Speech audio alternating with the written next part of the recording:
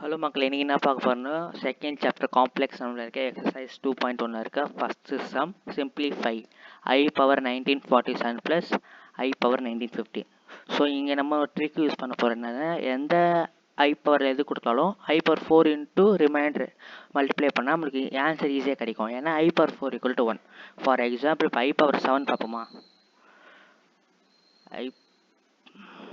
I power 7 equal to I power 1 into 4 plus 3.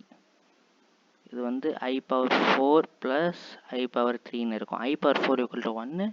அம்மா I cube என்னன்னா minus I. இப்போ அதே தான் நம்ம வந்து இங்கே யூஸ் பண்ண போகிறோம். இப்போ வந்து I power 1947.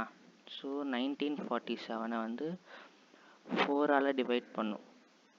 ஃபஸ்ட்டு இப்போ 19 வந்து 4 டைம்ஸ் போகும். 4 அப்புறமா வந்து பேலன்ஸ் வந்து ரிமைண்டர் 3 அப்போ 34 வந்து 8 டைம்ஸ். இந்த ரிமைண்டர் 2 27 ரிமைண்டர் 2னா 6 டைம்ஸ் போகும். ஸோ இங்கே R ஈக்குவல் டு 3 வருது. இப்போ அதே மாதிரி 1950 போடுறோம். 1950/4 ஃபஸ்ட்டு 4ஆல் போகும். அம்மா ரிமைண்டர் 3 வரும் 35 ஆகும். அது வந்து 8ஆல் போகும். அம்மா ரிமைண்டர் 3 வரும் 30. அப்போனா விட்டுனா 7ஆல் போகும். இப்போ ரிமைண்டர் என்ன வருதுன்னா 2 வருது ரிமைண்டர். இப்போ நம்ம அதை தான் இங்கே எழுத போகிறோம். ஓகேங்களா. I power 486 into 4 plus reminder 3. அதே மாதிரி தான் இங்கேயும் I power 487 into 4 plus reminder 2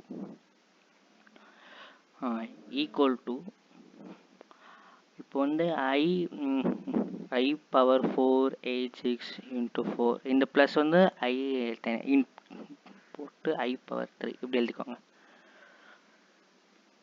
இதே மாதிரி தான் இங்கேயும் எழுதணும்.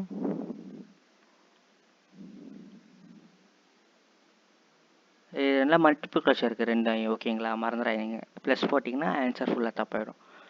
ஸோ I பவர் 4 இங்கே 4 இருக்குது. I பவர் 4 என்ன 1.